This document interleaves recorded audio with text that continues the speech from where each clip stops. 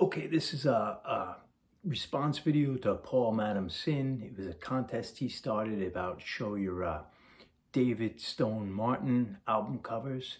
And I'm not much of a jazz guy, so I went through and I thought I had one David Stone Martin album cover, a Woody Guthrie record. And it was, what was it, Songs to Grow On. And it's volume 1. And unfortunately, I have volume 2 and volume 3, and the volume 1 is the one with the artwork.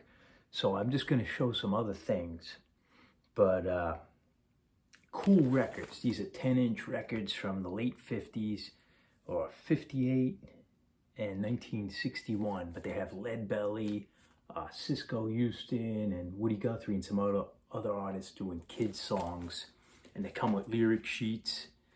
You know, there's some good stuff in here. You know, Rock Online, Skip to My Lou, you know, pretty cool. And they were for children, but they're put out by Folkways. But anyway, I went through all my records, and I did find one David Stone Martin 45. And this is this Boogie Woogie at the Philharmonic, supervised by Norman Granz. And it's a pretty cool album cover. I think it came out on 10-inch originally, and the artist is Meade Lux Lewis, who I don't know, but I think on the 10-inch, it definitely features Slim Gaillard on it. Slim from Slim and Slam, the great late 30s, early 40s duo. Fantastic stuff. One of my buddies used to play. But I think Slim Gaillard's the second piano on this cool record from, I don't even know what year this is, but that's all I have for the artwork. So I figured I'd pull out some other stuff just to keep it going. One of the interesting artists, I can't say he's my favorite, but something I'd like to talk about is S. Neil Fujita. S. Neil Fujita is the gentleman who did, obviously, this famous album cover, Dave Brubeck, Time Out. He was the designer for this, but S. Neil Fujita was a Japanese American. I guess he was born in Hawaii. Interesting guy. His family was sent during World War II to the internment camps, and out of the camps, he joined the army to go fight in the war to show his love for this country, even though they kind of screwed him over. But he's a really cool artist. He did like the famous Mingus album and the Jazz Messengers, and here's another one that's really cool from him, and I love these type of album covers.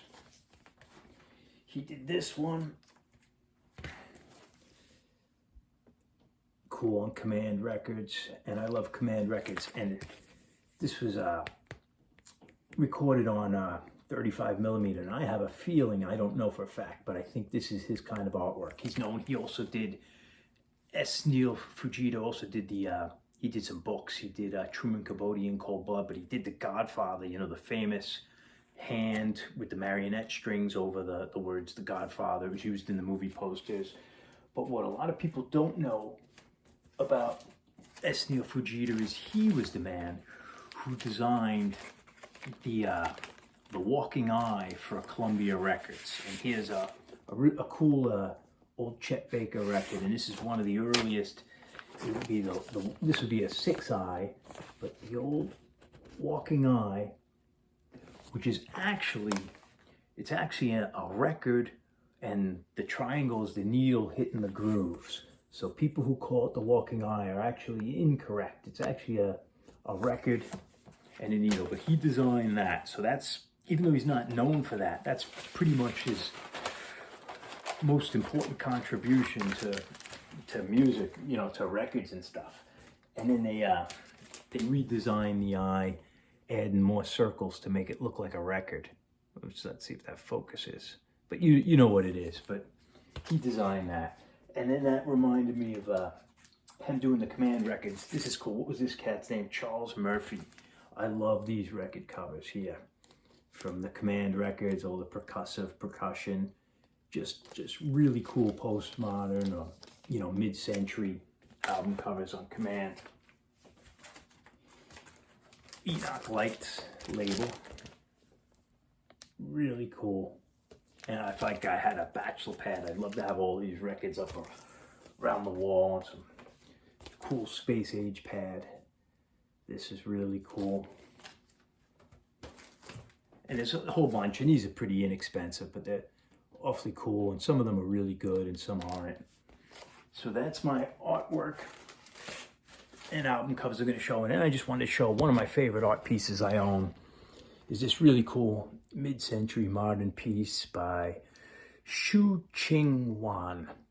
And this, I don't know the year, but I'm guessing this is like late 60s, early 70s. He's got more famous in the 80s.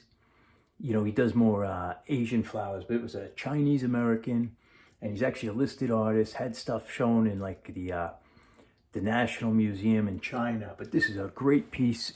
It took me a while to really get into it, but it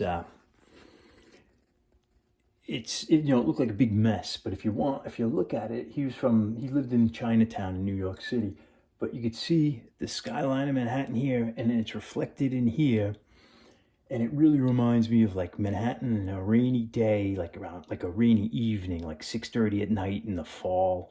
And it just captures it. And this has a little bit of meaning being Chinatown, New York, and 70s. But I absolutely love this piece. And I want to say it's around 71, but I don't know. But that's my art and entry or non-entry into Paul Madamson's channel. And I'll leave the link below. Cheers.